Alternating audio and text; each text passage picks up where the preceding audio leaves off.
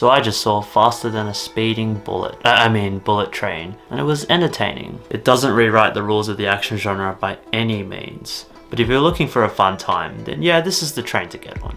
So this film is directed by David Leitch, who previously directed Atomic Blonde and Fast and Furious, Hobbs and Shaw, which I both haven't seen but have heard good things about. He also did Deadpool 2, which I have seen but was left massively disappointed. It was the case of the trailers being a lot better than the actual film itself. It had the action beats down okay, but the story was really running out of gas, and the sense of humour of the film was painfully not funny.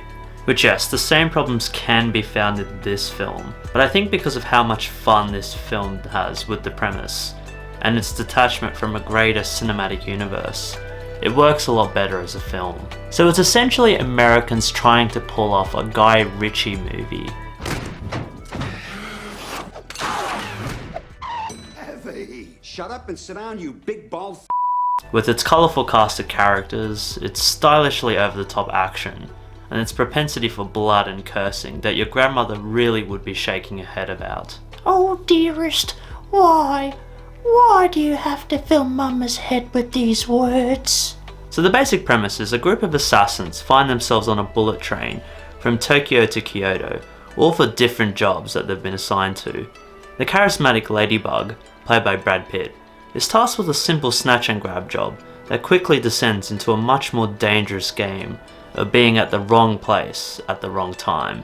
In another carriage, two English assassins, played by Aaron Taylor-Johnson and Brian Tyree Henry, who yes I know is not English, make up the incompetent duo of Lemon and Tangerine, who are tasked with guarding the son of a ruthless gangster. In yet another carriage, a man seeks vengeance for his son's hospitalization by a cruel mobster. And so essentially all these storylines segue into a greater narrative involving a ruthless gangster known as the White Death. So yeah, storylines are thrown left, right and centre that would make Guy Ritchie go, "Oi, mate, are you ripping me off, mate?" So this is based off a Japanese dark comedy novel by Kotaro Isaka, which I have not read, but I have apparently heard it's quite brutal and mean-spirited. Which is interesting because when I was watching Bullet Train, I really did feel like it was rather tame in its depiction of violence. There is a feeling that Hollywood has dampened it down quite a bit in the violence department and gone for a much more comedic tone. In fact, some of the actors involved have actually confirmed this. Even though it is good to see that they don't shy away from blood completely, there's not many moments in the film that I can say feel really visceral. And I feel like this is probably the wrong feeling, especially when it's a film involving samurai swords, guns, and multiple different weapons being thrown at everyone throughout all the carriages. There should be a bloody bloodbath. But yeah, it all feels rather tame. I especially felt they dropped the ball in the later segments of the film where it went into pure fantasy territory for the action scenes. There's absolutely no sense of danger as the characters are surviving impossible odds. It essentially becomes like a Fast and Furious movie. But look, if you don't care about the stakes of the characters or the story, I suppose it's a fun time. So it works when it's trying to be just dumb action and a fun time at the cinema. There's enough double crossings and gunfights going around to fill an entire bullet train. But whenever they do try to inject humour into the equation, it really falls flat on its face.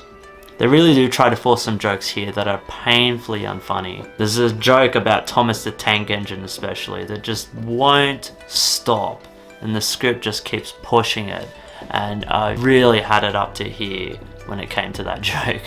I didn't laugh the first time, and I certainly didn't laugh the 40th. But hey, maybe it's just my sense of humour. You guys might find it incredibly hilarious. The story itself is certainly not new territory for the genre either. But to Leitch's credit, they do try to add a bit of style to the film. The title cards, the flashbacks, the whole exaggerated comic book tone to the film. It's especially important when the film is certainly not going for realism points. Yeah, please remember to leave your brain back at Tokyo train station for this movie. This film is very silly. I do kind of wish they went further with the silliness though.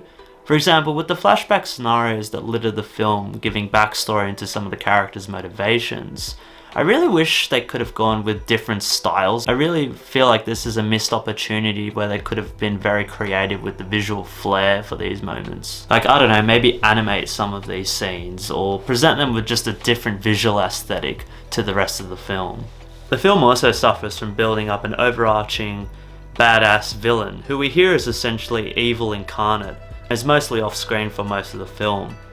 And then he arrives and you're just like, oh, he's kind of dumb and it's actually kind of lame. How much better would it be not to show these characters so it's not setting yourself up for disappointment in their actual arrival in the story? I mean, it happens so much in action films these days, it's becoming a really annoying trend. Please stop disappointing us with weak villains, Hollywood. But you know, despite all this negativity, I did actually enjoy the film. And I do feel a big asset to the enjoyment is the great cast that they have on board. Brad Pitt, Aaron, Joey, and Brian really do inject so much charisma into the film. Brad is just perfectly cast as the chill dude who outsmarts everyone.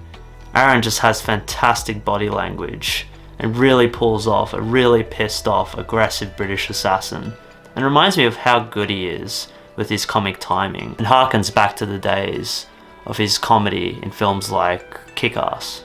Brian is clearly having a lot of fun with the Cockney British accent, and he does try his hardest to sell some of the lamest jokes of the film, even though they are incredibly lame. And while I know a lot of people have a problem with Joey King, just of note, I actually haven't seen any of her Netflix movies, which I have been told try to give you an early excuse to end your life, but here she absolutely nails her character, so at least give her this. Come on guys, lay off her. So as a whole, Bullet Train was fun, but it's not a classic. It will pass the time as a fun little action caper. Plain and simple. It certainly could do with a shorter runtime, and the attitude towards its comedy is very grating sometimes.